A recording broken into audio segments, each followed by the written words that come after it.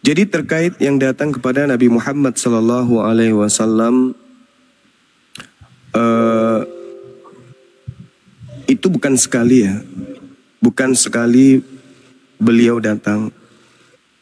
Tetapi selama 22 tahun lebih Nabi Muhammad kemudian berinteraksi dengan Roh Kudus ini, yaitu malaikat Jibril. 22 tahun. Lalu siapa yang menjadi saksi?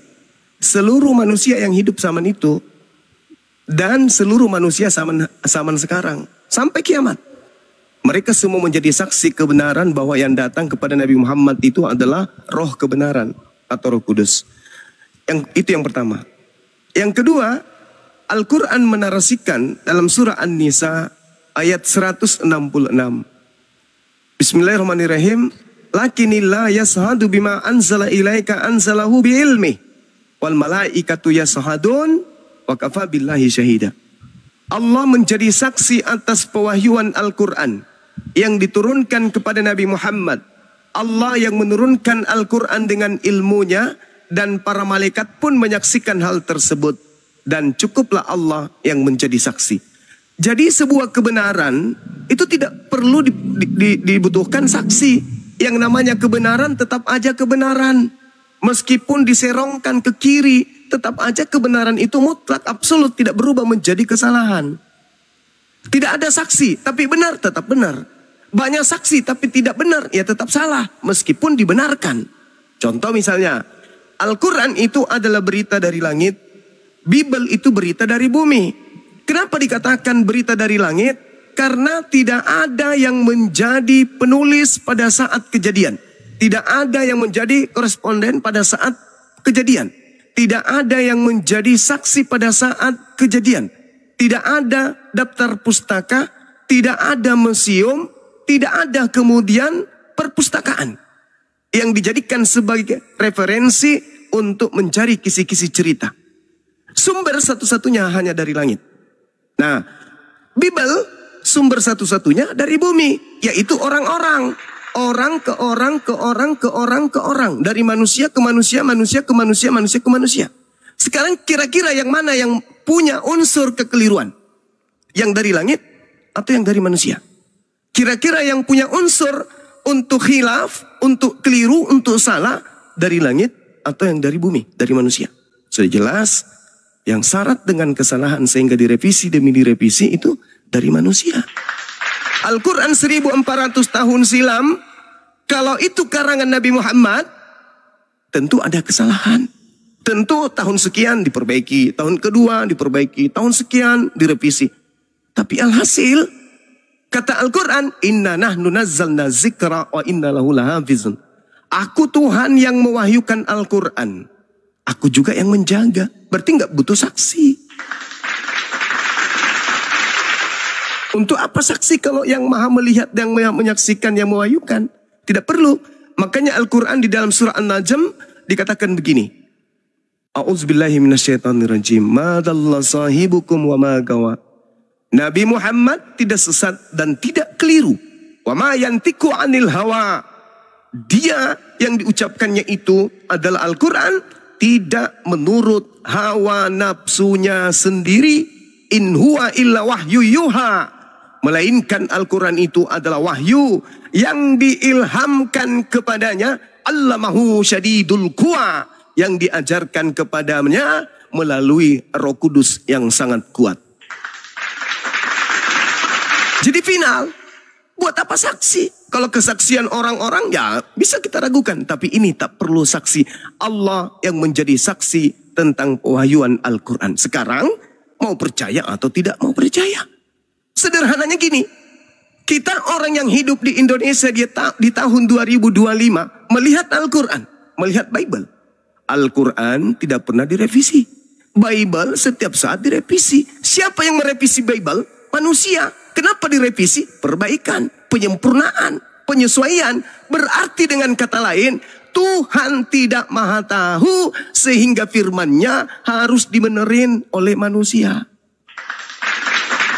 Kalau Al-Quran manusia mana yang kemudian bisa melawan? bisa melawan kemahatauan Allah. Tak ada. Sehingga Al-Quran setinggi apapun pengetahuan manusia tidak akan pernah bisa mengatakan Al-Quran sudah tidak zaman, Al-Quran harus direvisi. Itu tidak kena terhadap Al-Quranul Karim. Itulah bukti Al-Quran tidak butuh saksi. Kenapa? Al-Quran misalnya memiliki ilmu pengetahuan 100%. Di tahun 1400 dari jarak dia diwahyukan Al-Quranul Karim ini sampai hari ini terbedah dan terpecahkan, teranulir oleh ilmu pengetahuan baru 10%. Berarti masih ada 90% kandungan kebenaran Al-Quran yang belum kemudian diselaraskan oleh ilmu pengetahuan manusia, disebabkan karena kelemahan, lemotnya, lalotnya akal manusia untuk kemudian mengejar isi Al-Quran itu yang begitu indah di dalamnya. Artinya bahwa masih butuh ribuan tahun ilmu pengetahuan untuk kemudian mengurai dan mengulas sisi Al-Quran. Dengan kata lain, pengetahuan lebih dulu tertulis di Al-Quran 1400 tahun. Dan masih ada miliaran tahun ke depan untuk ilmu manusia menyamai Al-Quran. Dengan kata lain, pengetahuan manusia secanggih apapun hari ini masih tertinggal miliaran tahun ke belakang dibandingkan kemajuan Al-Quran yang ada saat ini. Sedangkan Bible, kemajuan ilmu pengetahuan manusia justru menghanyutkan Bible jauh hanyut ke belakang, sehingga Bible tidak layak lagi untuk disandingkan dengan ilmu pengetahuan, melainkan butuh revisi dan koreksi lebih lanjut. Seperti itu. Bukankah Allah Bang Zuma itu membenarkan Taurat, Zabur dan Injil? Kenapa Iya, betul. justru bertentangan dengan Al-Quran? Ya, baik. Tidak ada yang bertentangan dengan Al-Quran. Surah Al-Ma'idah, Allah Subhanahu wa ta'ala menjelaskan kepada kami, kepada Nabi Muhammad awalnya. Hei Nabiku Muhammad, ya Rabb, ya Tuhanku, dengarkan wahai Nabiku, aku ingin mengatakan sesuatu kepadamu. Apa itu ya Rabb? Walakad akhazallahu mithaqa bani Israel. Sebelum ente, wahai Nabiku, sebelum anda, wahai Nabiku Muhammad, aku telah memanggil dan memilih dan melakukan perjanjian kepada Bani Israel. Dan aku telah mengangkat 12 di antara mereka untuk menjadi pemimpin. Dan aku Tuhan berfirman kepadanya, Inni ma'akum, aku bersama dengan kalian. La in akamtumus salah wa ataitumuz zakah wa antum birusuli. Wahai Bani Israel, aku bersama ente.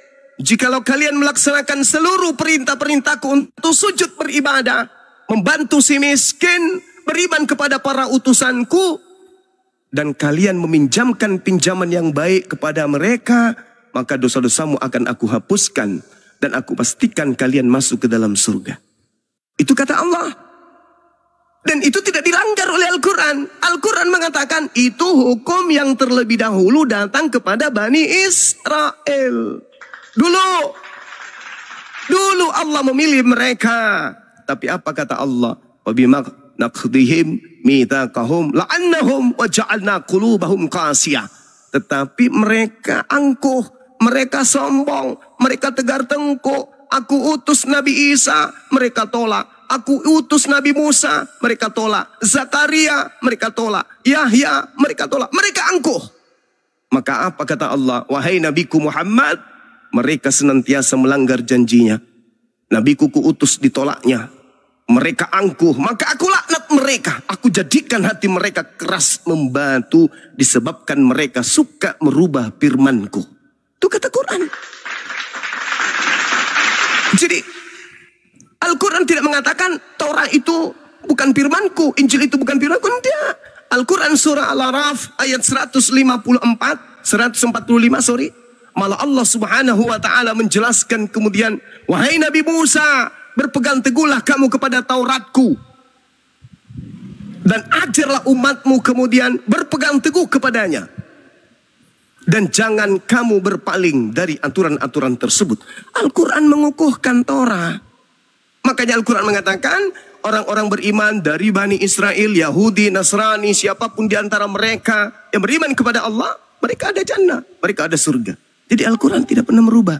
Berbeda dengan ajaran Paulus, maaf, yang diulas semalam, Paulus mengatakan hukum Tuhan yang datang kepada Nabi Musa untuk Bani Israel itu adalah sampah, tinja, skubalon, kotoran. Kalau Al-Quran enggak. Nabi Muhammad mengatakan keselamatan bagi Yahudi bila mereka mendudukkan perkara berdasarkan hukum Torah. Zamannya, pada waktunya. Tapi setelah Al-Quran datang, Allah Subhanahu wa taala menyeru kepada Bani Israel, ya ahlal kitab qad ja'akum rasuluna yubayyinu lakum katsira ala fitrah dan seterusnya. Wahai Bani Israel, telah datang kepada kalian ya ahlal kitab qad ja'akum rasuluna yubayyinu lakum katsiran mimma kuntum tukhfuna minal kitab wa yafuna an katsir. Itu kata Allah. Wahai Bani Israel yang dulu ku kasih Torah, yang dulu ku kasih Injil, yang kalian ingkar kepada kitab-kitabku tersebut, sekarang sudah zamannya aku mengutus Nabiku Muhammad dengan membawa Islam, membawa Al-Quranul Karim. Kalau engkau kalian, kata Allah, yahdi bihi minallah, yahdi bihillah manittaba ridwanahu subulus salam. Maaf, dengan Al-Quran itu kata Allah, aku akan memberi petunjuk kepada kalian kepada jalan yang aku ridai, yaitu jalan keselamatan. Dan dengan Al-Quran itu aku keluarkan kalian dari gelap gulita. Itu kata Allah. Seperti itu saudariku. Jadi silakan. Kalau boleh tahu Bang Juma, apa isi Taurat menurut kalian Muslim? Ya, kalau di dalam Al-Quranul Karim, bagian daripada yang diajarkan oleh Allah kepada Nabi Musa, salah satunya itu adalah perintah sujud ibadah. Tadi ayat yang saya bacakan itu dalam surah Al-Ma'idah, Allah mengatakan, jika kamu melaksanakan ibadah sholat, menunaikan zakat, ini ada nih.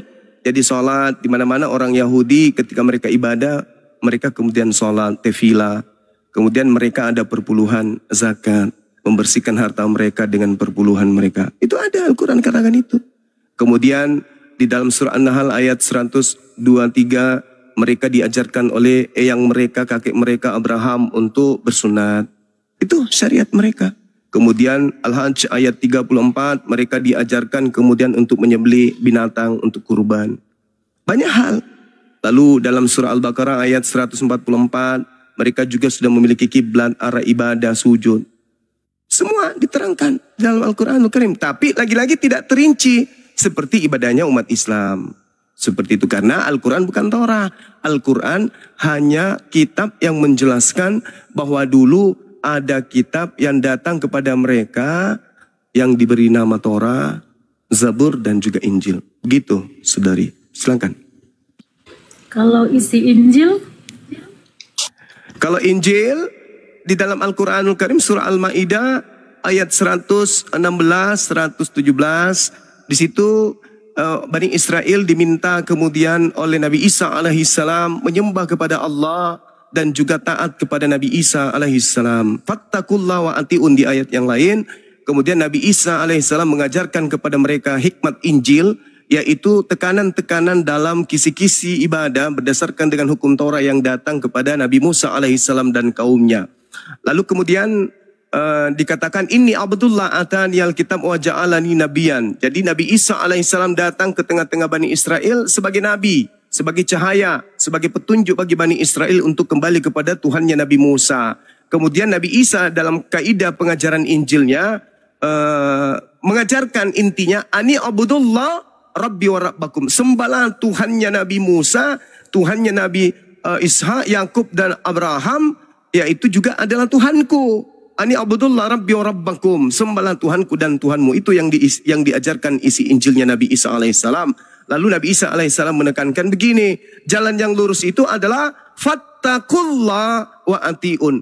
Kalian takut kepada Tuhanku, yaitu Allah, Eloah Abraham, Eloah Isa, Eloah Yakub, dan kalian taat kepada apa yang aku perintahkan kepada kalian. Itu isi Injil yang diurai di dalam Al-Quranul Karim. Dalam arti kata, itu cakupan pengajaran Nabi Isa kepada Bani Israel, agar Bani Israel mentaati Nabi Isa, yaitu bersama-sama sujud menyembah hanya kepada Eloah Abraham, Eloah Ishak, Eloah Yakub. Seperti itu. Apakah Allahnya Bang Zuma itu bisa dipanggil sebagai Elohim? Kami umat Islam tidak pernah memanggil Tuhan kami dengan panggilan dalam bahasa Ibrani. Kami memanggilnya dengan bahasa Qurani, bahasa Arab. Ar-Rahman, Ar-Rahim, Al-Malik, Al-Quddus. Gitu. Lalu kenapa Isa memanggil Allahnya Elohim sedangkan Muhammad tidak? Ya, Elohim itu adalah bahasa Ibrani. Allah menyatakan diri kepada setiap utusannya berdasarkan bahasa masing-masing. Tidak mungkin kemudian Allah menyatakan diri kepada Nabi Muhammad menggunakan bahasa Ibrani. Sedangkan Nabi Muhammad bangsa Arab. Nabi Muhammad diajarkan kemudian untuk menanamkan pondasi awal tauhid kepada bangsa yang menggunakan bahasa Arab, di mana bangsa yang menggunakan bahasa Arab inilah kelak yang akan berpencar ke seluruh dunia untuk mengajarkan rahmat dan berkat kepada alam semesta. Jadi Nabi Muhammad didatangkan oleh Allah pewahyuan berupa bahasa yang digunakan oleh Nabi Muhammad. Begitu juga Nabi Isa menggunakan bahasa yang digunakan Nabi Isa. Seperti itu, saudari. Silakan. Kenapa harus ke bangsa Arab atau melalui bahasa Arab? Ya, bagus. Kenapa harus menggunakan bahasa Arab? Karena bahasa Arab itu mencakup seluruh bahasa yang ada di atas muka bumi ini. Hampir seluruh bahasa yang ada di atas muka bumi ini itu memiliki cakupan yang kuat dari saduran bahasa Arab. Dan bahasa Arab itu memiliki dan Al-Quran itu ketika menggunakan bahasa Arab itu memiliki mukjizat yang kemudian bisa diurai berdasarkan bahasa. Contoh, mukjizat yang meliputi Al-Quran yang bahasa Arab. Ada yang disebut Al-Ijazul Balaghah, yaitu mukjizat dari segi keindahan sastra atau balaghah. Itu tidak dimiliki oleh bahasa lain. Yang kedua, Al-Ijazul Tasyri', yaitu kemukjizatan yang dimiliki oleh Al-Quran dari segi persyariatan, yaitu hukum-hukum, di mana pada saat menetapkan hukum-hukum tersebut, hukum itu adil, hukum itu sempurna, hukum itu komprehensif, dan bisa menjadi klop ketika menggunakan bahasa Arab sebagai pengantarnya. Yang ketiga, yang pertama adalah Al-Ijazul Balaghah. Yang kedua adalah yang ketiga adalah Al-Ijazul Ilmi. Al-Quran itu menggunakan bahasa Arab karena dipandang memiliki kemukjizatan dari segi ilmu pengetahuan. Jadi dengan bahasa Arab ini kemudian cakupan yang muncul kemudian di dalam tataran ilmu pengetahuan yang menggunakan bahasa sebagai pengantar, bahasa Arab itu sempurna dalam kajiannya. Contoh misalnya nih, contoh. Kalau kamu. Kalau kamu, kita belum tahu nih, kamu di sini perempuan atau laki-laki. Kalau bahasa Arab, kamu laki-laki artinya anta. Kamu perempuan, anti. Kalau bahasa Inggris, kamu perempuan, apa bahasa Inggris yang kamu perempuan? Bom-bom. Bim-bim. Kalau laki-laki, kamu laki-laki, bom-bom. Nggak ada, itu aja sederhananya. Kalau misalnya bahasa Indonesia kamu laki-laki, apa bahasa Indonesianya? Kamu laki-laki, panjangan. Kalau bahasa Inggris, bahasa Jepang. Tapi kalau bahasa Arab, dengan menyebut kata anta, sudah tahu itu laki-laki. Hanya menyebut anti, sudah tahu itu perempuan. Sorry. Silakan. Ya, kalau seandainya ada orang Muslim yang berbangsa Ibrani, iya, maka dia bisa memanggil Allah itu sebagai Elohim. Dia kan ini orang Ibrani nih, tapi dia Muslim. Masya Allah. Masya Allah. Jadi ketika kemudian mereka dalam kehidupan sehari-hari sebagai makhluk sosial, boleh. Ya Rob, sama orang Kristen selalu manggil ya Rob, ya Allah. Boleh kalau dalam tataran kehidupan sebagai makhluk sosial. Tapi dalam hal ibadah, mereka wajib menyebut nama Tuhan dengan sebutan yang sesuai dengan kitab sucinya. Wajib itu. Karena sembahnya adalah Allah, kemanapun pergi tetap Allah. Nama Tuhan kemana-mana yang betul itu kecuali gelar yang bisa berubah. Tapi kalau nama tidak bisa berubah. Nah, inilah yang saya kasih contoh semalam tentang laso bolong. Tidak boleh diterjemahkan nama itu. Nanti maknanya berubah. Jadi nama itu tidak boleh diterjemahkan. Dimanapun nama itu tetap sama. Misalnya saya, Bang Zuma, Ketika kemudian ke luar negeri, ya harus dipanggil Zuma. Kemanapun saya pergi tetap Zuma. Kenapa kemudian tidak menggunakan nama Allah di dalam kitabnya orang Yahudi? Karena Allah hanya menyatakan diri sebagai gelar-gelarnya saja. Bukan sebagai nama pribadi, hanya gelar. Sama seperti Al-Quran, Huwallahu alladzi la ilaha illa huwa alimul ghaib wassahada huwar rahmanur rahim. Itu hanya gelar-gelar atau sifat-sifat yang melekat pada diri Tuhan. Tapi hak mutlak nama yang ada pada dirinya itu adalah Allah. Jadi kalau orang Yahudi masuk Islam nyebut Allah. Kalau mereka kaget, ya Elohim, boleh. Karena merujuk kepada hakikat pencipta langit dan bumi dalam hidup sosialnya sebagai seorang Yahudi. Seperti itu. Selama Elohim yang dimaksud di sini adalah Eloah Abraham, Eloah Ishak, Eloah Yakub yang menyatakan diri kepada Abraham, Ishak dan Yakub, kepada Nabi Ishak dan Nabi Ismail. Gak apa-apa, gak masalah. Bukan peler hitam, saudara Ati. Kalau Aduh, saya Ati. Allahnya Musa itu bernama Yahweh. Itu gelar. Yahweh itu bukan. Yahweh itu sembahannya orang Mesir kuno. Itu adalah dewa yang bukan perempuan, bukan juga laki-laki. Dewa apa namanya itu? Kalau bukan laki, bukan perempuan. Itu Yahweh itu tidak dikenal. Orang Yahudi tidak nyembah Yahweh. Mungkin yang Anda maksud itu Yehova kali. Kalau Yahweh itu dewa Mesir. Kalau Yehova, Yotihifave atau yang mereka sebut Hasem atau Adonai, yaitu sembahannya Bani Israel dalam tataran setelah mereka mengkitabkan kitab yang berasal dari Esra, bukan dari Nabi Musa alaihissalam. Karena dari Musa abad 14 sebelum Masehi itu kehilangan arah. Dari Musa ke Amos bin Nun itu Yosua bin Nun itu kemudian kehilangan arah, kemana Torah itu pergi. Apalagi setelah ada pemberontakan orang-orang Katolik masuk membasmi orang-orang Yahudi di Yerusalem, Palestina, itu tambah hancur. Semua yang menemukan kemudian Torah atau yang membaca Torah itu dimati, dipenggal, digantung. Itu tertulis ceritanya di kitab MKB 1 dan 2. Seperti itu. Silakan. Bang Zuma kan tadi mengatakan Allahnya Musa itu sama dengan Allahnya Muhammad. Iya. Allahnya Musa itu dia mengharamkan unta. Kenapa di zaman Muhammad unta itu dimakan? Iya, baik. Jadi seperti yang saya gambarkan tadi, saudariku ya, di dalam surah Al-A'raf ayat 145, Allah Subhanahu wa taala memberikan syariat itu hanya kepada Bani Israel. Jadi hukum syariat yang diberikan Allah kepada Bani Israel berlaku kepada Bani Israel. Wa katabna lahu fil alwah min kulli syai' mau'idatan wa tafsila li kulli syai' fahuzha biquwa wa'mur qaumaka ya'khuzu bi ahsaniha sa'urikum daral fasiqin. Jadi Allah memberikan Torah kepada Nabi Musa, aturan-aturan, hukum-hukum untuk menjelaskan sebagai pengantar keselamatan cahaya kepada mereka. Itu supaya mereka pegang erat-erat. Dan itu hanya berkaitan dengan Bani Israel. Bukan untuk bangsa lain. Itu nggak ada tuh. Sedangkan Al-Quran itu untuk seluruh umat manusia. Maka yang berlaku sekarang bukan Torah. Karena Torah itu hanya untuk Bani Israel. Dan setelah kemudian mereka melupakan dan merubah dan mengganti kitab suci firman Tuhan, mereka mencampur adukkan itu, maka Al-Quran datang sebagai pondasi akhir, perjanjian akhir, yaitu Al-Quran. Makanya Nabi Muhammad ketika datang, ya ayuhan nas, wahai seluruh umat manusia, inni rasulullahi ilaikum jami'a, aku ini adalah utusan Tuhanmu untuk kalian semua.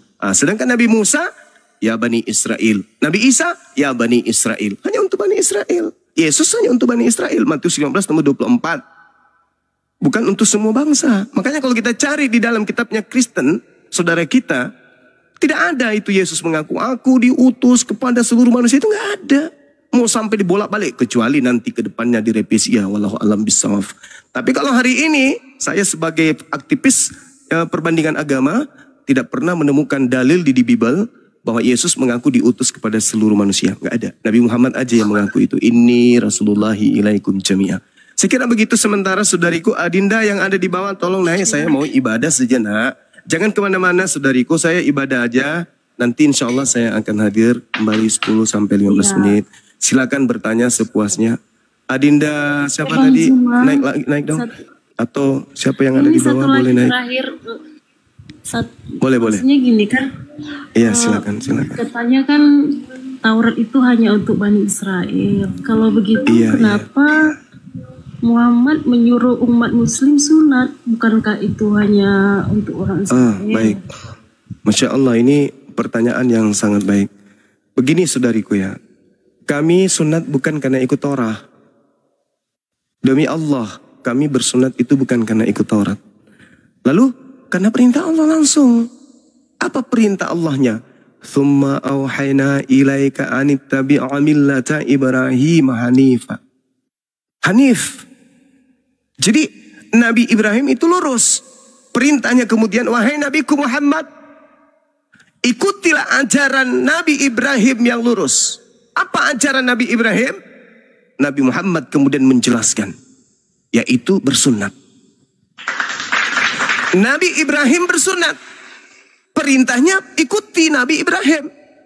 Berarti dengan kata lain, kami diperintahkan untuk ikut sunat Nabi Ibrahim. Kami tidak disuruh ikuti sunatnya orang Yahudi. Bukan.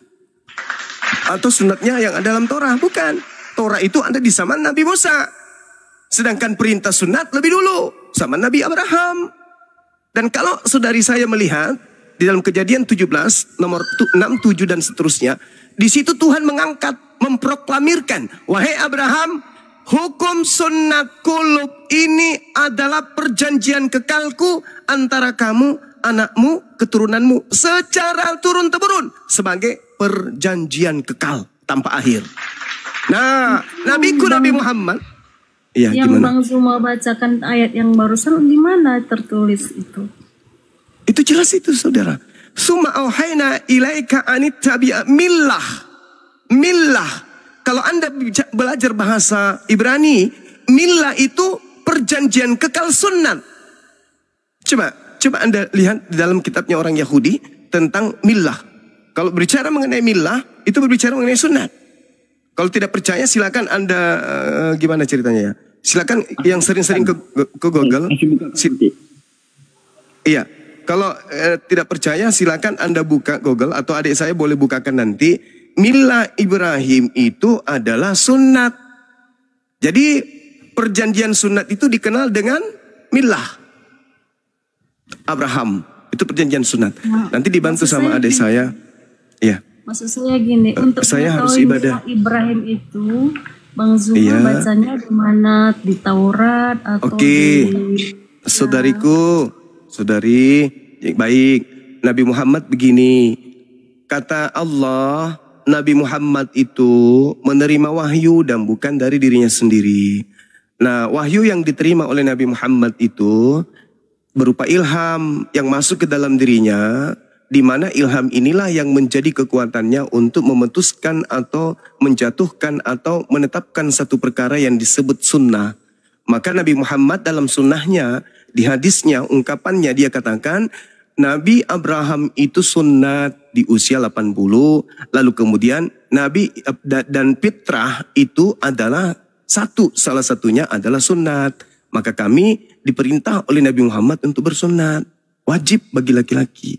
Begitu saudari. Maaf saya harus ibadah dulu. Dinda Alfi silakan dibantu saudari kita jawab seluruh pertanyaan beliau sebisa mungkin sesuai dengan kaidah yang kita tahu.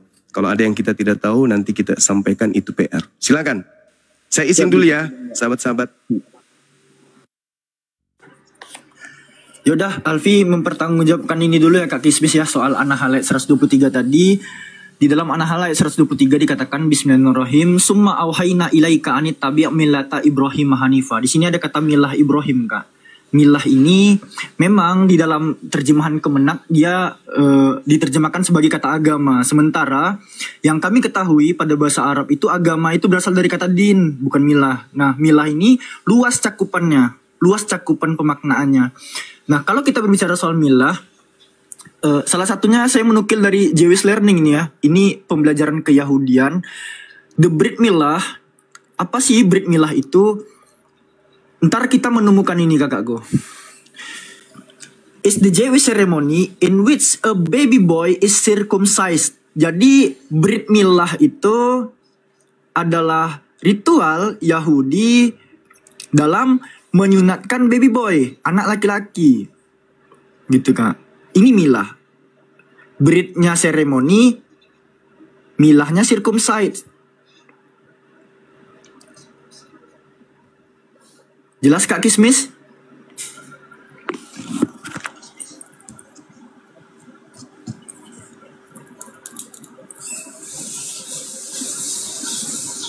Halo Kak. Iya.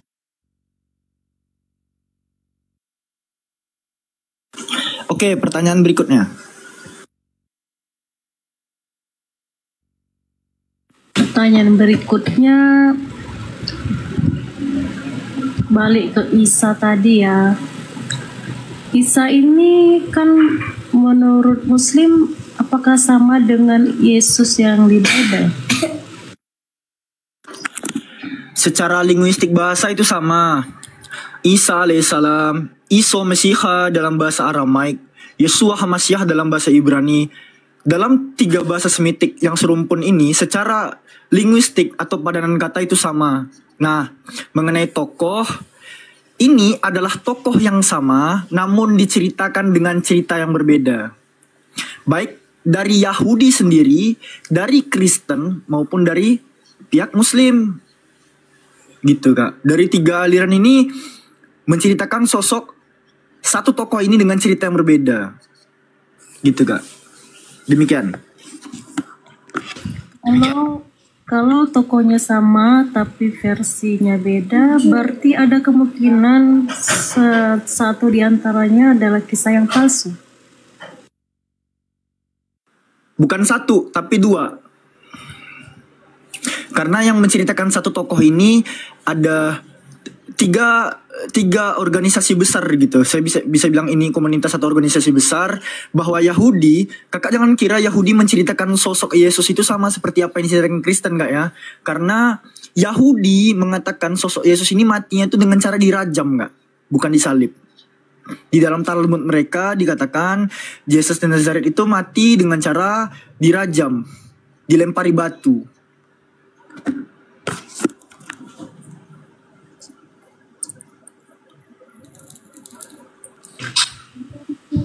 Iya, kalau di Alkitab atau Bible kan kisah Yesus ini memang disalibkan. Kalau Yahudi katanya dirajam. Berarti Yahudi walaupun tidak ada penyaliban menurut Yahudi, tapi dirajam berarti ada kematian. Nah, itu terjadi perbedaan. Tidak ada kematian.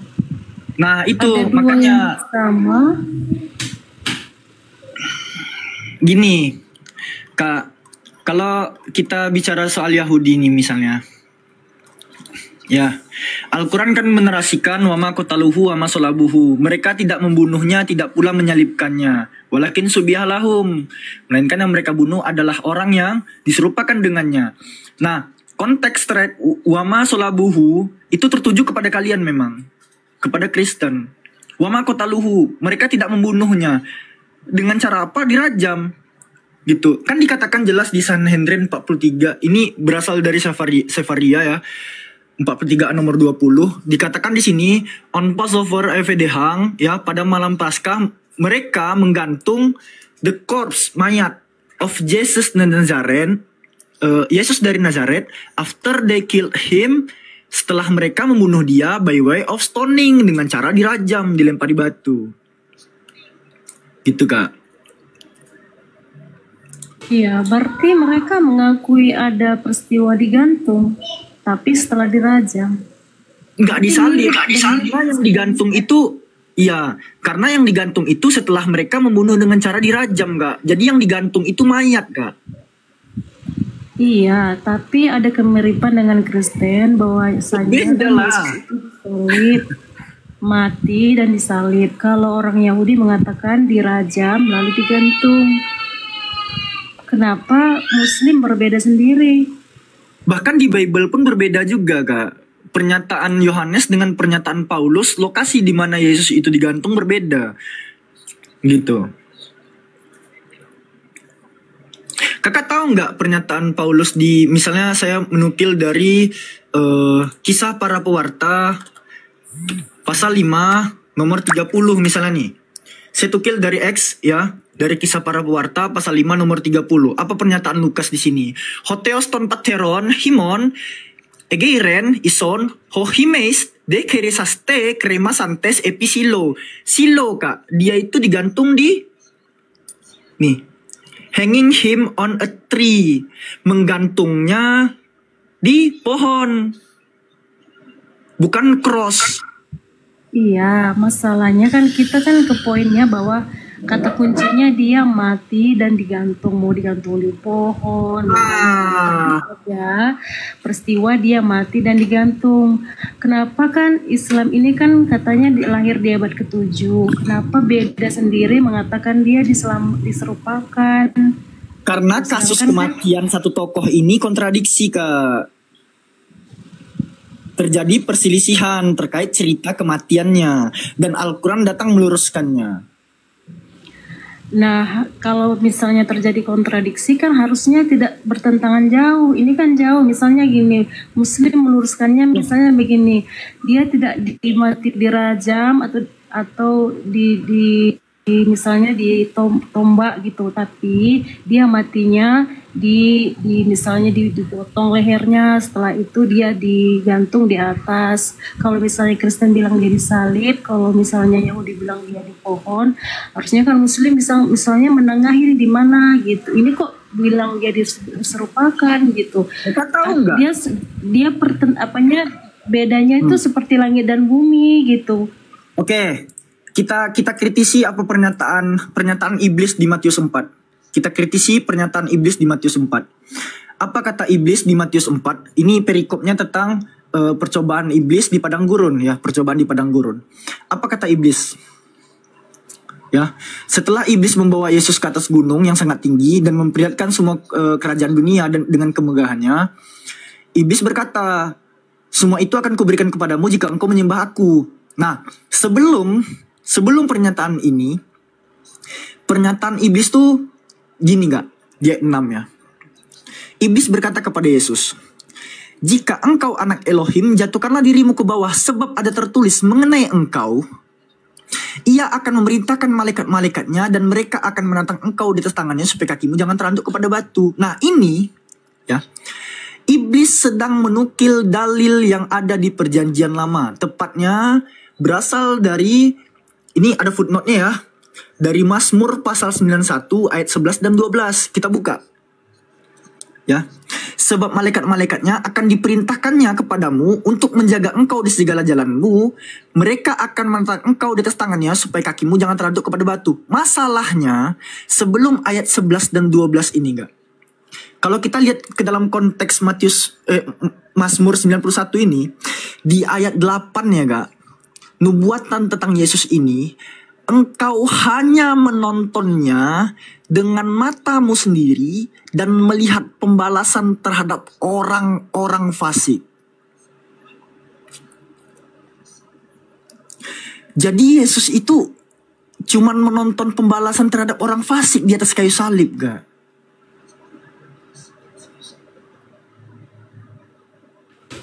Kalau di Lukas bagaimana? Itu kan lagi pula itu kan Zabur Mazmurnya Nabi Daud. Kenapa abang mengutip Mazmur Nabi Daud dan menyalahkan Nabi abang sendiri? Oke, kita ke Lukas. Gak apa-apa, saya ikuti. Kalau kakak berbicara soal Lukas, kita pergi ke Lukas pasal 23, nomor yang ke-33. Kakak harus tahu nih kak. Kakak harus tahu ya.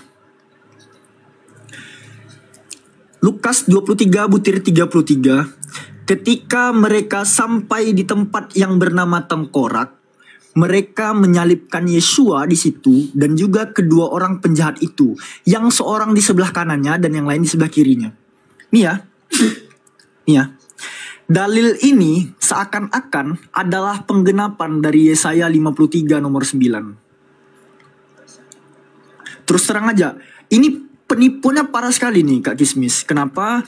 Seakan-akan ya, kematian Yesua itu dikatakan dia itu mati di antara kedua orang penjahat. Yang mana narasi ini nantinya diklaim sebagai penggenapan dari nubuatan di dalam kitab Yesaya. Kita buka ya. Yesaya 53. Ini bahaya sekali nih. Yesaya 53 ayat 9. Nih ya. Yesaya 53 nomor 9. Orang menempatkan kuburnya di antara orang-orang fasik dan matinya di antara penjahat-penjahat. Tahu nggak Kak? Sebenarnya ini tipuan terjemahan Kak Kismis. Diksi dan dalam matinya ia ada di antara penjahat-penjahat. Lalu ini diklaim nubuatan dan penggenapannya di Lukas 23 tadi. Sebenarnya ini tipuan terjemahan. Karena kenapa? Kalau saya buka tafsir dan catatan kakinya, di dalam footnote Yerusalemnya, ya, sebenarnya bukan penjahat-penjahat. Dalam naskah Ibrani itu tertulis orang-orang kaya gitu. Makanya nanti kalau kita lihat di Yesaya 53 tadi ya, kita lihat di dalam Yesaya 53 nomor 9 tadi, dalam konteks bahasa Inggrisnya kita buka NKJV ya. And they made his grave with the wicked and with the rich at his death. Dan bersama orang kaya dalam matinya. Bukan bersama penjahat. Tapi tetap ada kata dia mati. Ini bukan soal tapi nggak tapinya Kak gitu. Kakak menyandarkan kebenaran dengan kitab yang terjemahannya diobrak-abrik gitu Kak. Enggak, maksud saya kan gini, abang tadi kan bilang ada 2 kitab yang salah, yaitu Bible dan Talmudnya Yahudi gitu. Sedangkan ada kemiripan antara Talmud dan Bible, sedangkan Al-Quran beda sendiri. Apakah kalau misalnya kita misalnya kehidupan sosial kita kan, kalau ada kesaksian 2 orang yang sama, itu lebih dipercaya daripada 1 orang yang berbeda tentang kesaksian apa aja gitu, misalnya tentang pencurian atau tentang kesaksian apa aja lah gitu. Nah makanya kita balikkan ke kisah penyalipan. Kenapa kitab yang abad ke-7 ini kok beda sendiri? Lalu kan kalau di Bible ini kan kisahnya, kronologinya ada, orang-orang yang membunuhnya, saksi mata ada, di tahun berapa, di bawah pemerintahan siapa ada gitu. Kenapa yang kitab yang dibawa oleh Muhammad ini kok tiba-tiba kok berubah sendiri tapi nggak ada kronologinya gitu? Kalau memang dia betul diserupakan, harusnya kan di situ ada peristiwa-peristiwanya yang hampir mirip dengan Bible. Lalu tiba-tiba misalnya gini, ada seorang misalnya namanya si Udin gitu, si Udin lalu melihat bahwa Yesus itu diserupakan, lalu dia terbang gitu. Kenapa kok tiba-tiba nggak ada saksi, nggak ada kronologi, dia tiba-tiba diangkat gitu. Kakak ngomongin kesaksian 2 orang itu lebih tervalidasi. Masalahnya gini Kak, nggak ada validasi sama sekali dari keempat gospel kanonik yang kakak gaung-gaungkan dari tadi itu nggak ada. Kenapa? Ini alasannya kenapa saya masih menjadi seorang muslim Kak, dan bangga sekali saya orang tua saya itu seorang muslim. Pertama, kakak harus tahu penulis gospel keempat-empatnya anonimus semua. Penulis yang nggak diketahui, tapi tulisannya dipercaya. Coba, ini logika dasar dari mana nih? Gitu. Coba, ini gue bawa data dari Katolik misalnya nih ya, Katolik Identitas. Ini .bni.education ya, ini punya universitas gitu. Nah, apa diterangkan oleh mereka-mereka di sini? The authorship, ini kita translate-kan aja lah ya. Apa dikatakan di sini soal Markus ya? Pengarang Injil yang diberi nama Markus tidak diketahui. Markus 1 nih gak. Matius apalagi gak. Matius juga dikatakan demikian. Pengarang Injil yang diberi nama Matius juga tidak pasti. Lukas, apa dikatakannya? Keaslian Injil yang diberi nama Lukas juga tidak pasti. Apalagi Yohanes Kak. Yohanes yang kalian sering bawa pada mulanya firman itu. Keaslian Injil yang diberi nama Yohanes masih menjadi misteri. Keempat penulisnya aja nggak diketahui Kak. Keempat penulis gospel yang di kanon ini tidak diketahui siapa. Bagaimana dengan sejarawan-sejarawan yang bukan Kristen, misalnya Pliny the Younger, Josephus, Tacitus, yang tidak menyangkal adanya kematian dari seorang manusia suci yang lahir dari perawan suci. Mana data dari Flavius Josephus Tacitus itu, mana dia? Saya pengen lihat tuh. Yang sering digaung-gaungkan Elia Moran juga kan, mana tuh tulisan mereka?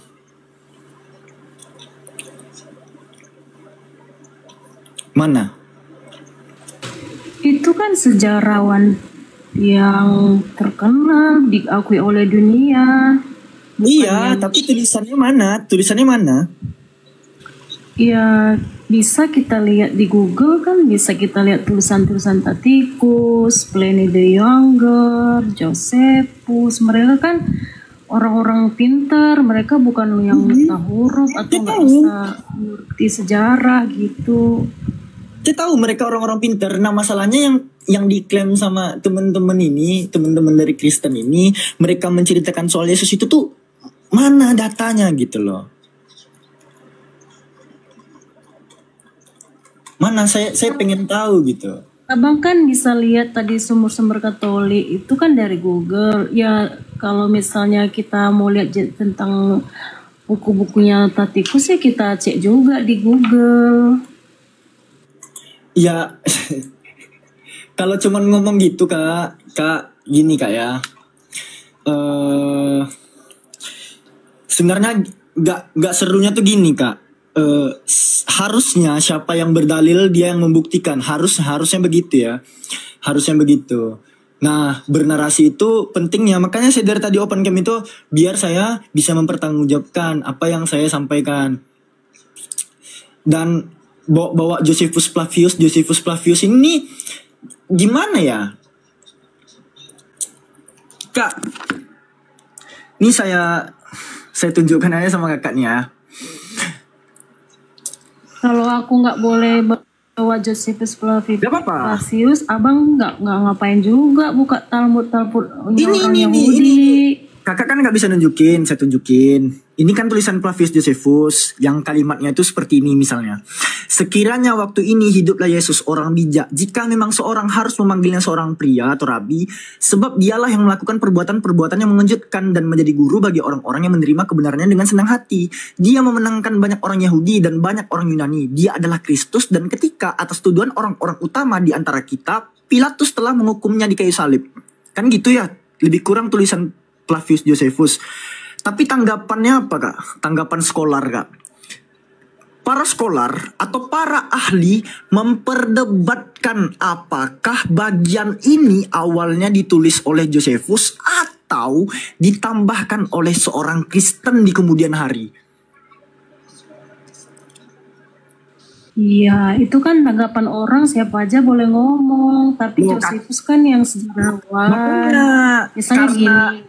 Kak, abang misalnya gini, kan abang misalnya nulis jurnal, gini loh bang, abang misalnya nulis jurnal sesuatu tentang apa gitu, lalu ada orang yang menanggapi, ya nggak masalah tuh, tapi kebenarannya bahwasanya abang meneliti sesuatu yang benar. Demikian juga Josephus, kalau misalnya ada yang menanggapi bahwa itu tidak benar, ya itu yang gini, tidak menjadi rujukan bahwa Josephus salah. Kalian bisa saja mengklaim ini memang tulisan Josephus Flavius kak, tapi skolar itu adalah makhluk paling netral di atas muka bumi, apalagi jika mereka itu ateis tuh kak. Nah, skolar ya, para ahli itu memang mengkritisi kak tulisannya, karena kenapa? Penceritaan tentang Kristus itu hanya satu kalimat doang di dalam berjilid-jilid buku yang telah dituliskan. Itu pertama. Makanya diperdebatkan apakah itu memang tulisan Josephus asli atau tambahan yang ditambahkan oleh seorang Kristen di kemudian hari untuk memvalidasi kepercayaan mereka, kepercayaan Kristen. Ini menjadi lebih terkenal pada abad pertengahan sebagai bukti kisah karena menunjukkan tujuan sudut pandang orang luar, bagian ini bermasalah karena ini adalah satu-satunya referensi tentang Yesus dalam tulisan Josephus. Yang ganjil adalah, ini saya lanjut baca nih. Yang ganjil adalah kenyataan bahwa jika Josephus percaya pada Yesus adalah Kristus, seharusnya ada lebih banyak rincian dan referensi tentang misi para rasul di seluruh kekaisaran. Namun setelah bagian ini, ia melanjutkan dengan menggambarkan lebih banyak pelanggaran dan konflik di bawah pemerintahan Romawi. Beberapa sarjana modern berusaha untuk memulihkan yang asli dengan menghilangkan referensi kristologi, mengubahnya menjadi hanya satu laporan lagi dari pesaing mesianis. Kakakku, tulisan siapa? Nah, biar tahu, ini sumber yang saya baca berasal dari Rebecca de Nova, seorang ahli yang berasal dari Portugis Prancis. Ya udah, sekarang coba tunjukkan satu ahli sejarawan yang dekat dengan peristiwa penyaliban yang membenarkan bahwa Isa itu diserupakan. Ngapain? Apa tujuannya sejarawan ngomong kayak gitu?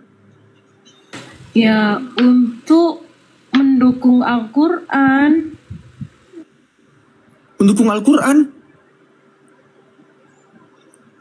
Iya, tadi kan abang Kak, maksudnya gini Al-Quran itu tidak pernah membantah sejarawan yang mendukung bahwasanya Yesus itu memang tidak disalibkan, tapi sejarawan yang terkenal lah ya, bukan yang abal-abal atau yang belakangan ini baru muncul gitu. Kak, narasi Al-Quran itu tidak membantah adanya kasus penyaliban. Kasus penyaliban ada, tokoh yang disalib itu baru dikritisi. Apa dikatakan Al-Quran? Kan jelas, wa qaulihim inna qatalnal masiha Isa bin Maryam Rasulullah, ya. Dan terkutuklah karena ucapan mereka itu, sesungguhnya kami telah membunuh putra Maryam. Apa lanjutan dari Quran? Wama kotaluhu, mereka tidak membunuhnya. Wama solabuhu, mereka tidak menyalibkannya. Maksud saya sejarawan yang mendukung Al-Quran. Ngapain? Al-Quran nggak perlu didukung, nggak ngapain? Alhamdulillah. Karena kan peristiwa itu gini loh bang, peristiwa itu kan peristiwa yang spektakuler. Masa kan nggak ada yang mendukung bahwasanya Isa tidak disalibkan gitu. Nih penutup nih ya, sebelum dilanjutkan Bang Zuma. Kakakku, yang pertama, karena kakak membawakan kisah Flavius Josephus tadi dan saya telah membantahnya dengan pernyataan scholar, maka antitesis yang kakak keluarkan itu nggak ada kak untuk membantah pernyataan saya bahwa para ahli itu memperdebatkan bagian ini awalnya ditulis oleh Josephus atau ditambahkan oleh seorang Kristen di kemudian hari. Ini nggak bisa kakak bantah. Lalu yang kedua kak, kalau kakak mempertanyakan sejarawan mana yang mengatakan oh ada peristiwa yang menyatakan bahwa Nabi Isa itu diserupakan, nggak perlu kak. Gak perlu. Kenapa? Karena gini kakakku ya, penyaliban itu tetap ada. Umat muslim itu gak membantah hal tersebut gitu. Penyaliban itu tetap ada, tapi Allah menggantikan utusannya dengan seorang yang fasik, seorang pendosa gitu, seorang yang terkutuk di atas kayu salib. Galatia 3:13. Gitu loh kakakku. Nah, sama halnya seperti ini. Kalau kakak berbicara soal itu kan peristiwa besar. Sama halnya seperti ini kak. Waktu Yesus itu disalib, banyak orang-orang kudus bangkit dari kubur. Tidak satu pun sejarawan abad pertama menceritakan hal ini gitu. Padahal itu peristiwa besar loh. Banyak mumi bangkit dari kubur, tapi nggak ada satupun sejarawan yang menceritakan. Ya, demikian. Silakan Mas Zuma. Baik. Syukran Adinda. Jadi gini seri Kismis. Jadi gini.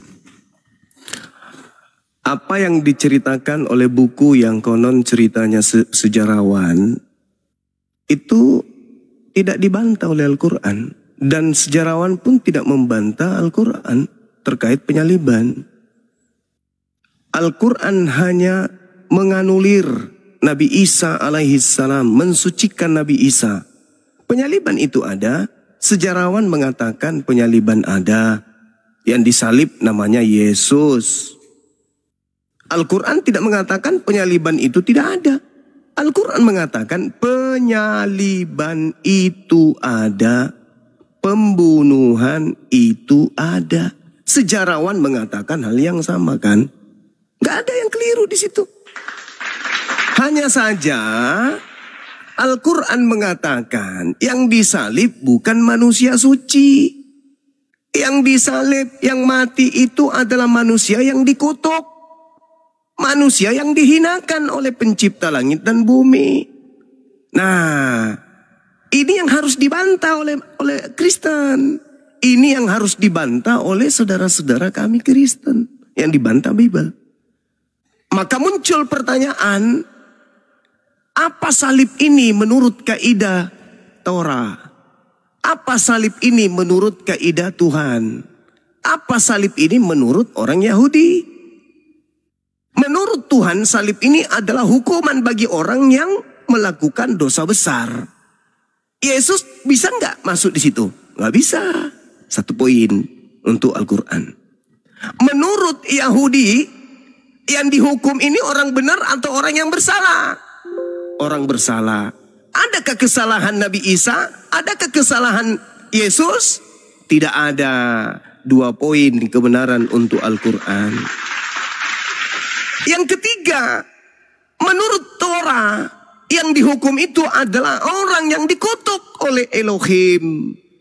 Pertanyaannya, apakah Yesus dikutuk oleh Elohim? Jawabannya tidak.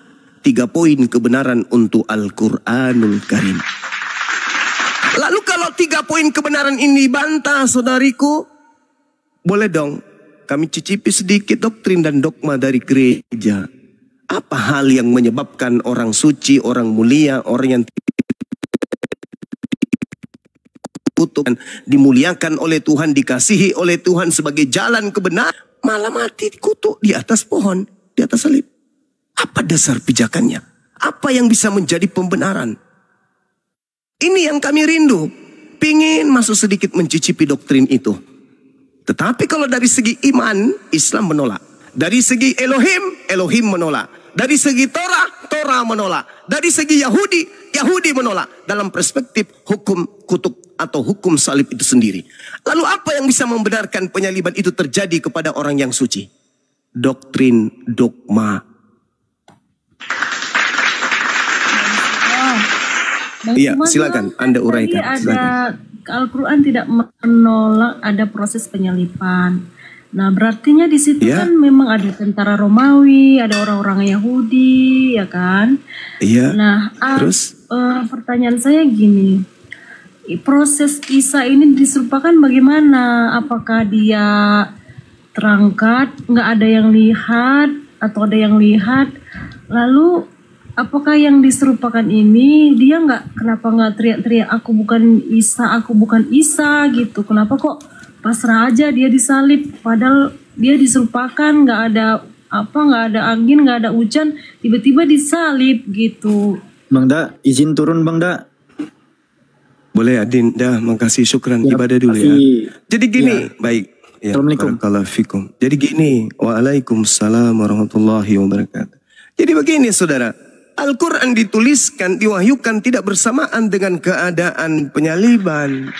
Al-Quran datang itu utuh untuk membantah iman kalian. Jadi Al-Quran datang menceritakan keadaan yang terjadi, yang terselubung, yang tidak diketahui oleh manusia, diungkap oleh Al-Quran. Nabi Isa alaihissalam datang kepada Bani Israel. Innallaha rabbi wa rabbukum fa'budu. Hadza siratum mustaqim. Sesungguhnya Allah adalah Tuhanku dan Tuhanmu. Karena itu sembahlah Allah. Inilah jalan yang lurus. Falamma ahassa Isa minhumul kufra qala man ansari ilallah. Qala al-hawariyun nahnu ansarullah. Di antara mereka ketika orang-orang Yahudi melakukan pembangkangan, keingkaran kepada Nabi Isa alaihissalam, Kemudian Nabi Isa bertanya kepada mereka, siapa di antara kalian akan menjadi pengikutku? Para pengikutnya pun mengatakan, nahnu ansarullah, kami akan menjadi pengikutmu. Maka saksikanlah wahai Nabi Isa, washhadu bi anna muslimun, kami ini semua adalah muslim, berserah diri kepada perintah Tuhanmu. Nah, Nabi Isa alaihissalam ketika mengajarkan kemudian ajarannya kepada Bani Israel itu membuat tipu daya. Mereka kemudian membuat tipu muslihat. Mereka melakukan makar. Wallahu khairul makirin. Maka makar mereka itu baru dijawab setelah Nabi Muhammad datang. Artinya bahwa akibat daripada upaya pembunuhan yang ingin dilakukan oleh orang Yahudi menghasilkan sebuah karya yang sangat luar biasa dari pencipta langit dan bumi, yaitu menyelamatkan nabinya. Dan karena mereka adalah orang-orang yang ingkar terhadap kalimat-kalimat Allah, mereka dikutuk, mereka dihinakan. Anda tidak percaya Al-Quran, maka tolong percaya kepada khutbah Petrus. Saya bacakan kepada saudari saya, apa khutbah Petrus? Khutbah Petrus di Kisah Para Rasul 2, nomor 29 sampai nomor 40. Apa kata khutbah Petrus? Petrus ketika berkhutbah, wahai saudara-saudara, kita adalah keturunan, ini simpulnya ya, ini simpulnya, saya tidak baca mendetail, nanti saudari saya yang baca. Saudara-saudara, ini keturunan Nabi Daud. Dia adalah keturunan Daud, dia adalah seorang nabi, kuburan dia masih ada di tengah-tengah kita. Dia yang telah bernubuat bahwa seorang Mesias akan dibangkitkan. Mesias ini tidak tersentuh oleh kematian. Mesias ini jasadnya tidak mengalami kematian. Mesias ini dia tidak ditinggal di alam kubur. Berarti bukan yang disalib dong. Ada Mesias yang tidak disentuh kematian. Ada Mesias yang jasadnya tidak binasa. Itu ayatnya Kisah gimana tadi yang abang bacakan? Kisah Para Rasul 30, 31, 33. Kalau mau bercerita tentang ulasan Petrus tentang nubuah, baca sebelumnya 28, 29. Jadi ini adalah nubuatan kakek kita Daud, kata Petrus. Nabi yang kuburannya masih ada di tengah kita. Yang berkata, Mesias akan dibangkitkan di tengah-tengah Bani Israel. Jasadnya tidak mengalami kematian. Jasadnya tidak ditinggal di alam kubur. Nomor 33-nya. Akan tetapi tangan kanan Bapa Elohim akan mengantarkannya, mengangkatnya ke langit. Ini berarti bukan yang disalib. Kenapa? Karena ini, yang Mesias ini jasadnya tidak disentuh kematian. Tidak mengalami kebinasaan. Dan tidak ditinggal di alam kubur. Berarti bukan yang disalib. Makanya di data nomor 36-nya, Petrusnya mengatakan apa?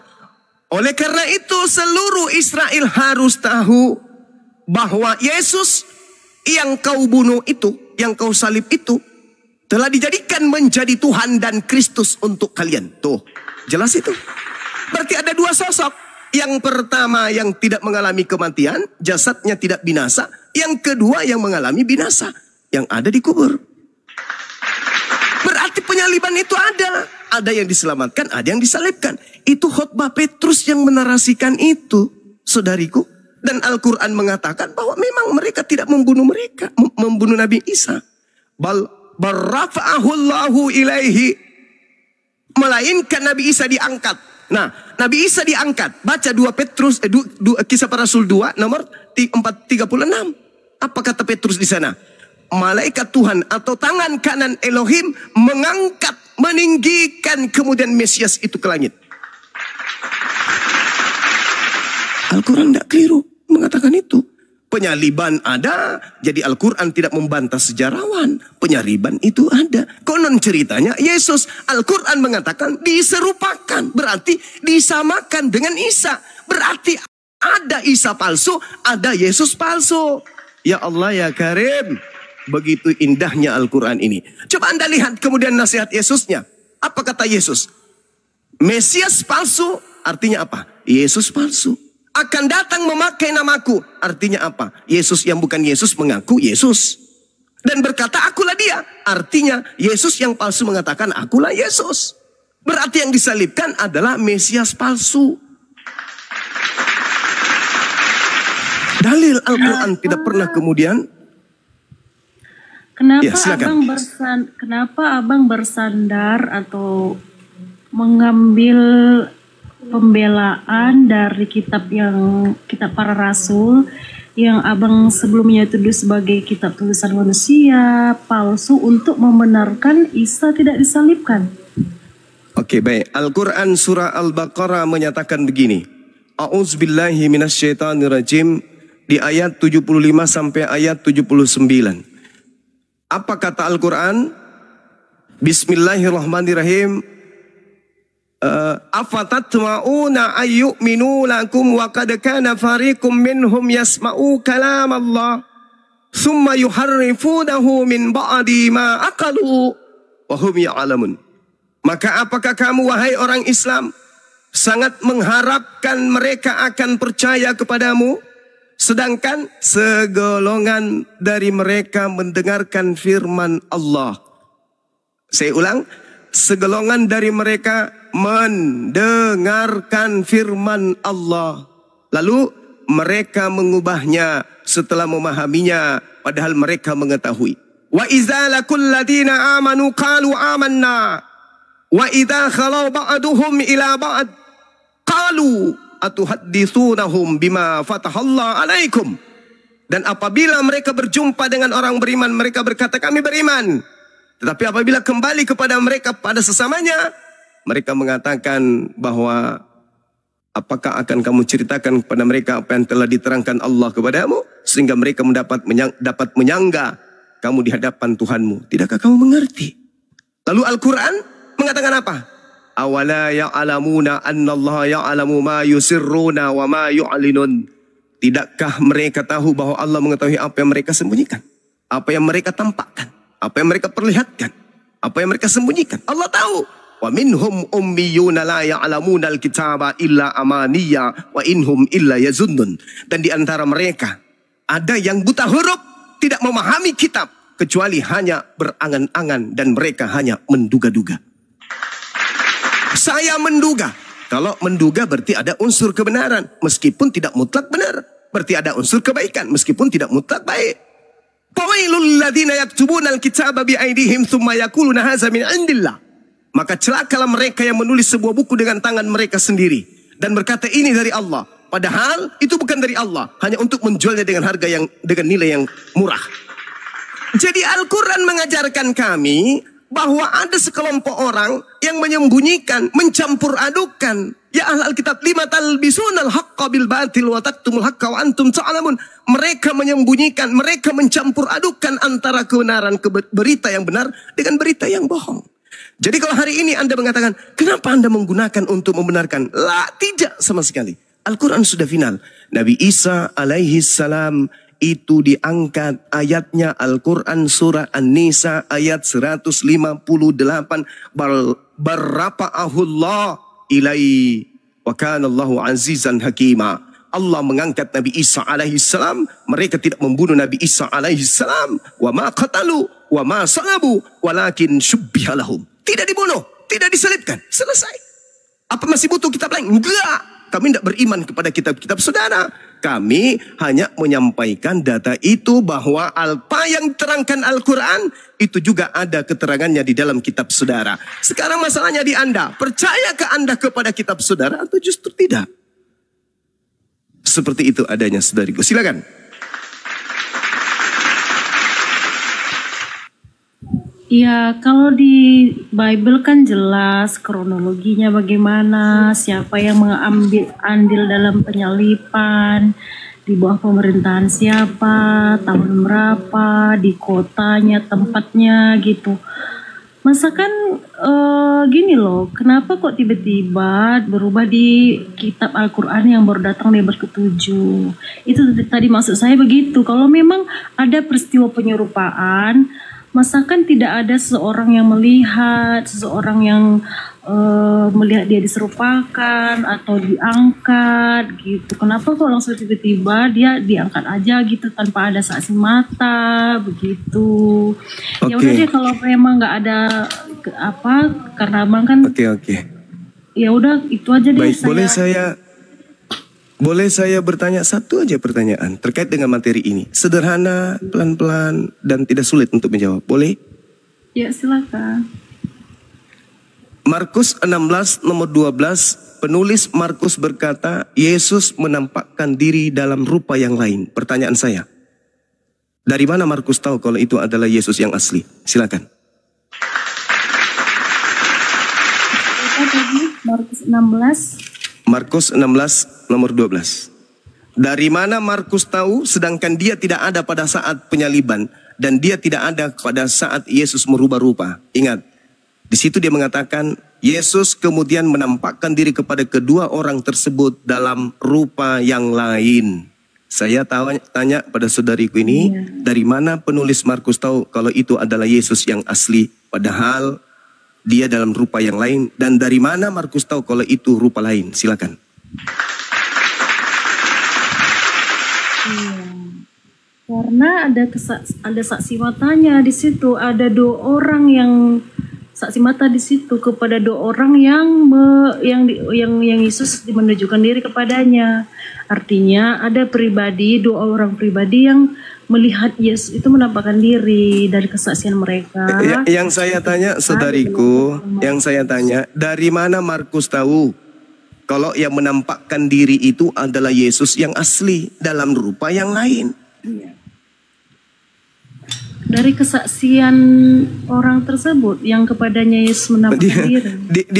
Di mana 2 orang itu bersaksi kepada Markus? Ya, kan makanya dan ada siapa 2 orang ini? Ada, ya makanya itulah perlunya ada penelitian. Iya. Kalau cuma bernarasi seperti itu, api neraka itu panas dan non-stop dia kekal api neraka itu. Kalau cuma bernarasi seperti itu, ya apa gunanya?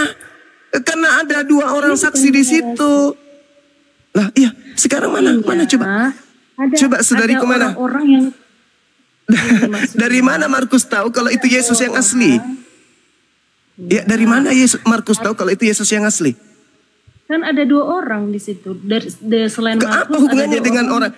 Justru Markus yang menarasikan. Sesudah itu Yesus menampakkan diri dalam rupa yang lain kepada kedua orang dari mereka. Pertanyaan saya, dari mana Markus tahu kalau itu adalah Yesus? Karena kan Markus merujuk kepada kesaksian orang-orang yang melihat, bukan omong kosong atau kesaksian. Iya, dari mana Markus tahu? Saudari, dari mana Markus tahu kalau itu adalah Yesus asli? Dari kesaksian 2 orang itu. Mana kesaksian 2 orang itu? Mana? Sedangkan yang menyatakan ini adalah cerita, bukan sedang menuliskan kesaksian. Mana 2 orang itu bersaksi bahwa itu adalah Yesus? Ya. Setelah Yesus bangkit pagi-pagi pada hari pertama minggu itu, ia mula-mula menampakkan dirinya kepada Maria Magdalena. Ada namanya toh. Ya. Namanya Dari Maria mana Magdalena. penulis tahu kalau itu Yesus asli? Ya, dari Maria Magdalena. Dari mana Maria Magdalena tahu kalau itu adalah Yesus asli? Iya, karena kan sebelumnya Maria Magdalena sudah bertemu dengan Yesus, bergaul Lah, di situ Yesus, kalau saudari, justru saudari, kalau Anda membaca Yohanes 20, justru Maria sudah berbicara dengan Yesus tapi Maria tidak mengenalnya. Malah Maria mengatakan, "Apakah engkau melihat mayat Tuhan kami di sini? Apakah kau yang telah mengambilnya?" Padahal dia berbicara dengan oknum tersebut. Berarti Maria tidak kenal siapa orang yang di tempat dibicara itu. Penulis yang melakukan narasi yang mengatakan yang berbicara kepada Maria itulah Yesus itu. Kok beda mukanya? Ya udah, yang menyatakannya ya Allah sendiri, jangan dibantu.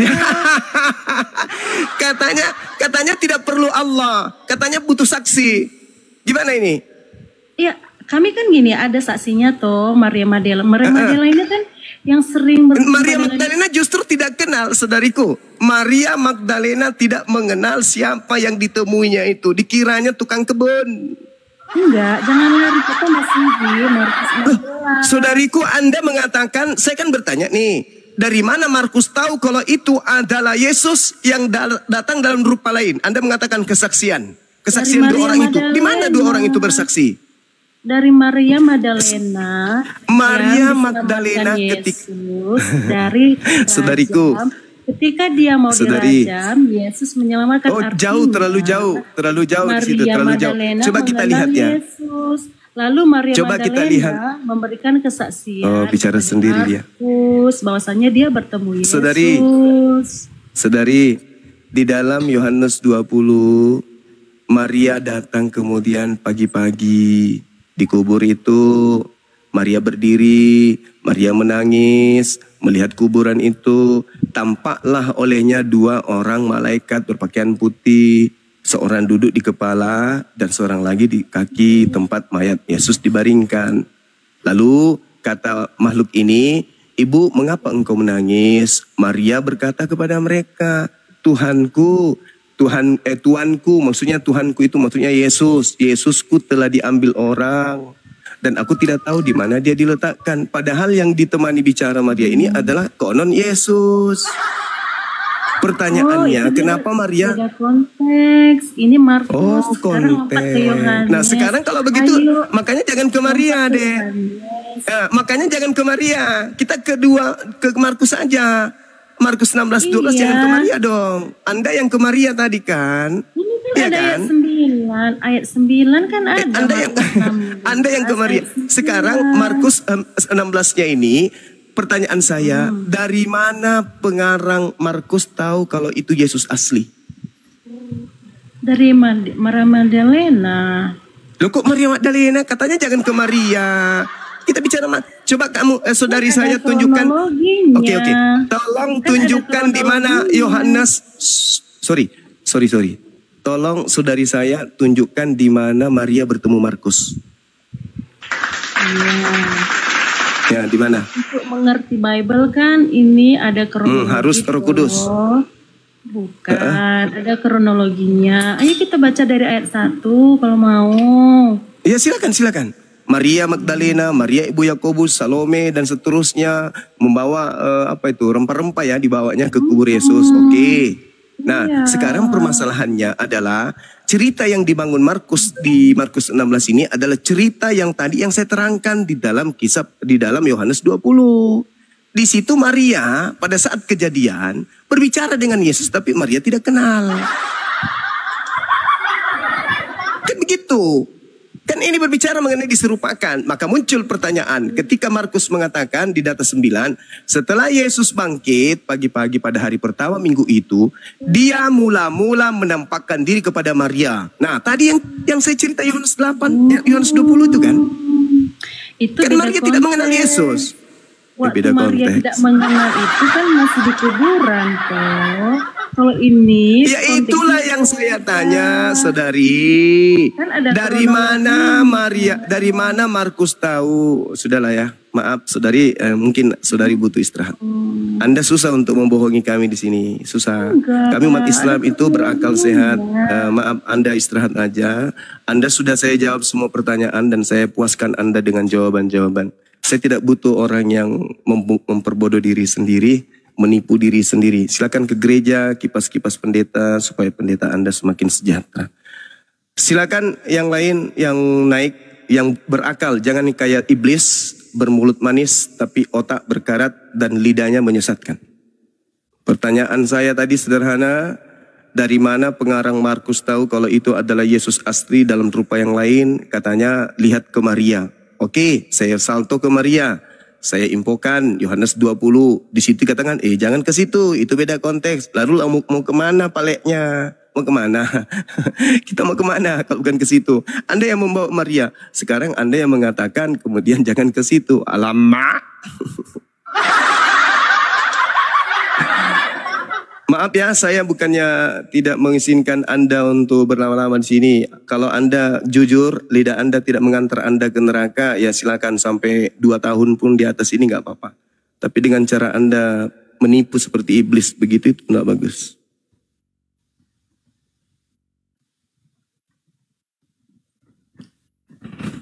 Silakan teman-teman yang lain, yang Kristen yang ingin diskusi Coba tapi itu jujur. jelasin kronologinya gimana. Kok kamu tiba-tiba bilang apakah semuanya itu drama? Drama kamu sama siapa, Sawina?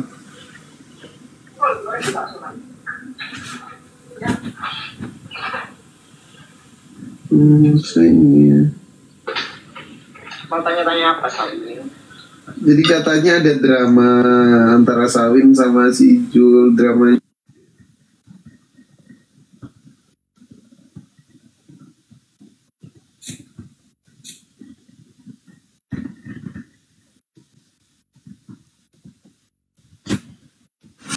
Gak ada lah kalau di Mio. Ini kayaknya lawan teleponannya tadi nih. Halo saudara Kojon.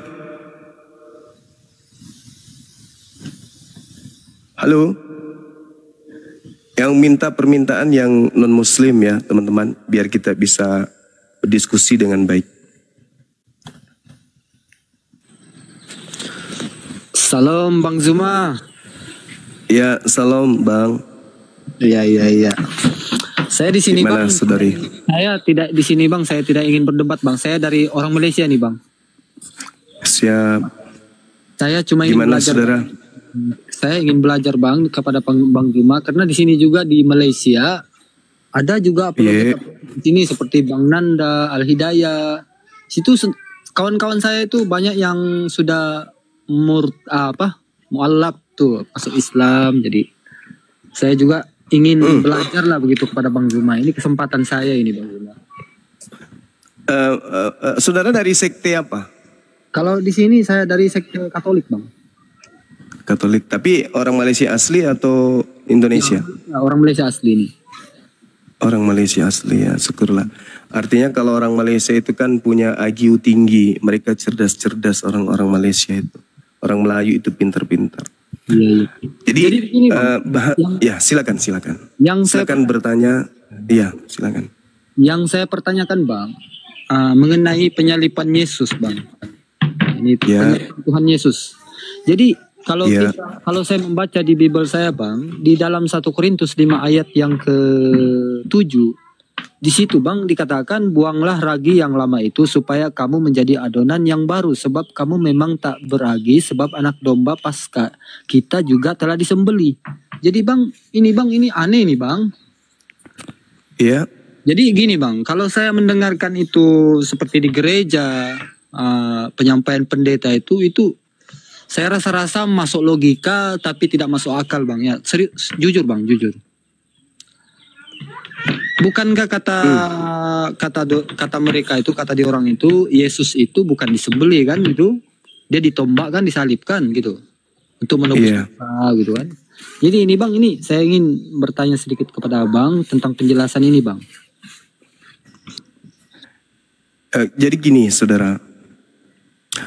Saya ketika membahas tentang penyaliban itu, saya sederhanakan materinya supaya orang itu bisa paham. Iya. Jadi salib ini kan hukum yang berlaku bagi Bani Israel. Dan cakupannya ada di dalam Torah. Paulus juga cakupan salib mengutip Torah. Seperti di Galatia sebab ada tertulis. Nah tertulisnya di Torah. Dalam hal ini kitab Ulangan 21, 22 sampai 23. Artinya salib menurut Al-Quran adalah hukuman untuk menghinakan seseorang. Sedangkan menurut Bible, dalam hal ini kitabnya orang Yahudi, itu juga sama untuk menghinakan seseorang. Menurut Paulus, hukum salib itu adalah untuk menghinakan seseorang, yaitu dengan jalan kutuk.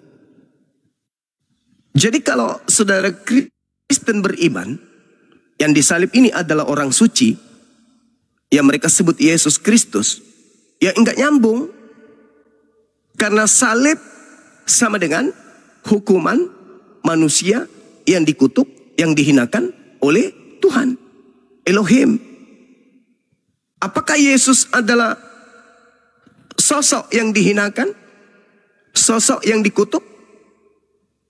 Kristen bisa menjawab.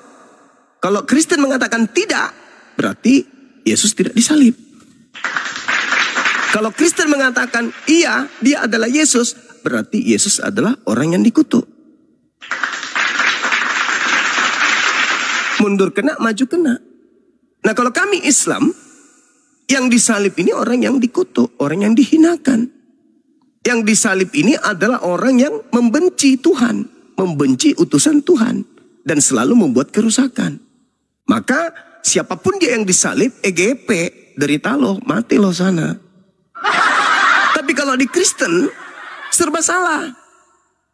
Jelas-jelas kedudukan salib adalah hukuman bagi orang yang dikutuk oleh Tuhan. Dan itu adalah hukuman hinaan.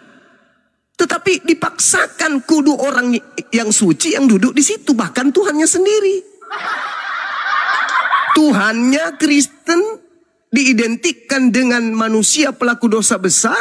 Diidentikan dengan manusia yang dikutuk. Diidentikan dengan manusia yang disalib, terhina oleh Tuhan. Jadi bagaimana ini konsep yang sebenarnya nih saudara Kristen ini? Bahkan kalau kita melihat nih, kasat mata kita baca di Bible, orang yang disalib ini berhasil disalibkan karena upaya iblis. Ikut serta di dalam mengambil bagian. Contoh, iblis merasuki Yudas. Hasilnya Yudas berkhianat. Kenapa berkhianat? Karena kerasukan iblis.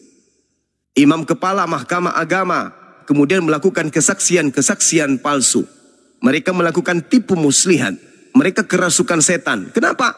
Coba kita lihat dalam Matius 27 nomor 18. Pilatus mengatakan mereka menyerahkan Yesus karena dengki. Dengki itu kan penyakit iblis. Orang dengki karena ada bisikan setan. Berarti imam kepala mahkamah agama bahkan seluruh yang terlibat terhadap penyaliban itu dalam pengaruh setan. Nah, kalau mereka berhasil membunuh Yesus, berarti setan berhasil membunuh Yesus. Berarti iblisnya menang. Ya, di mana tuh Bang Zuma? Di mana ayatnya itu Bang Zuma? Yang mana tuh? Yang barusan Bang Zuma sebutkan. Imam kepala mahkamah agama melakukan kesaksian palsu. Markus 14 misalnya. Coba Anda lihat di Markus 14. Nomor iya. Nomor berapa Bang? Markus 26. Markus 26 nomor 59. Coba Anda lihat di situ. Markus 26, Iya, kemudian Markus 14 nomor 1. Matius 26 nomor 59. 59. Bentar ya Bang Zuma ya. Silakan. Silakan. Matius 26 nomor 59. Imam-imam kepala malah seluruh mahkamah agama mencari kesaksian palsu terhadap Yesus. Tuh. Supaya ia dapat mati. Kok bisa? Itu dia. Ya. Kenapa bukan nubuatan? Kan orang Kristen kan selalu bilang gini. Yesus mati disalib karena nubuat. Lah, kalau nubuat kenapa imam-imam kepala para ahli kitab Torah itu justru melakukan tipu muslihat? Tinggal mengatakan ini nubuat loh. Yesus yang adalah Tuhan itu sendiri sesuai dengan pemahaman Kristen. Berarti iya betul. Betul. Saya yang berfirman di dalam perjanjian lama. Menubuatkan diri saya untuk turun, mati untuk kalian. Ayo bunuh aku dong. Tapi kan tidak. Ketika orang Yahudi sepakat membunuh Yesus, Yesus sembunyi. Yesus tidak lagi menampakkan diri di tengah-tengah mereka. Yang tadinya bebas mengajar, yang tadinya bebas ngobatin, yang tadinya bebas bermujizat. Ketika Yesus tahu mereka sepakat membunuh dirinya, Yesus sembunyi. Yesus tidak menampakkan lagi diri di tengah-tengah mereka. Yohanes 11 nomor 54. Berarti nubuatan itu hanya karangan-karangan gereja saja. Itu nubuatan untuk menggenapi nubuatan. Lah, kalau ada nubuatan, Yesus lebih tahu. Maka dia datang. Aku datang untuk menggenapi nubuat bahwa aku harus mati untuk dosa kalian. Bunuhlah aku supaya dosa kalian bebas. Tak mesti iblis yang turun tangan. Ngapain iblis turun tangan? Ngapain iblis merasuki Yudas? Ngapain kemudian imam kepala melakukan kesaksian palsu? Kenapa mereka melakukan kedengkian? Kenapa mereka kemudian melakukan tipu muslihat? Untuk apa? Tuh Yesus datang untuk mati. Begitu dia besar malah dia bersepakat. Malah dia harusnya di dalam rumah-rumah ibadah sebagai rabi, sebagai guru mengajarkan itu. Persiapkan kayu palang, persiapkan paku, persiapkan palu, persiapkan algojo. Harinya, jamnya, siapa yang mengeksekusi aku? Mana racunnya, mana tombaknya, siapkan. Asa tombak. Itu kalau betul nubuatan itu ada untuk itu. Tapi kan itu cuma cocokologi doang. Yang pada intinya Al-Quran mengatakan wa makaru wa makarallah. Mereka membuat makar. Mereka membuat tipu daya. Mereka membuat tipu daya. Di mana itu tertulis?